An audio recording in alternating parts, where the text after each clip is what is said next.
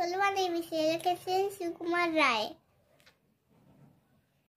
বিদ্যাপতি বাবু ভাষাই চড়ি চোখের পথে, মাঝিরে কোন বলতে পারি সূর্য কেন ওঠে, চারটা কেন বারে কমে জোয়ার কেন আসে, বৃদ্ধ মাঝি অবাক হয়ে ফেলিয়া হাসে।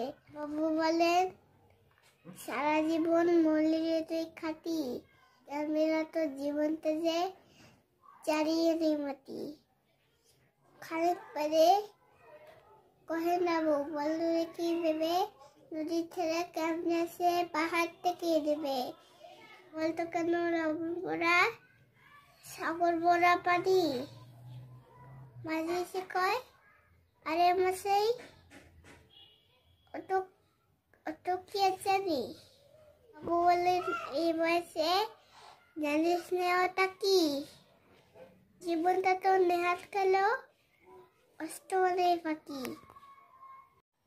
আবার ভেবে কহেন, বাবু বলতো রে বুড়ো, কেন এমন নীল দেখা যায় আকাশের ওই চূড়ো, বলতে দেখি সূর্য চাঁদে গ্রহণ লাগে কেন।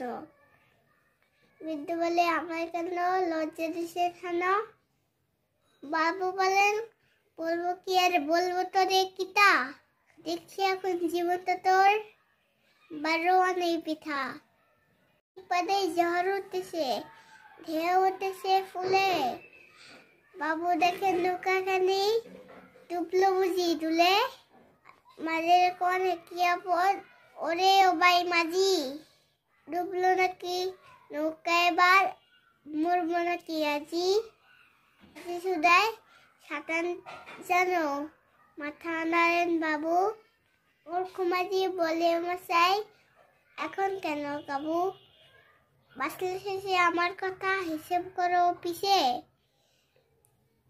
তোমার দিকে জীবনখানা 16 আনে মিশে।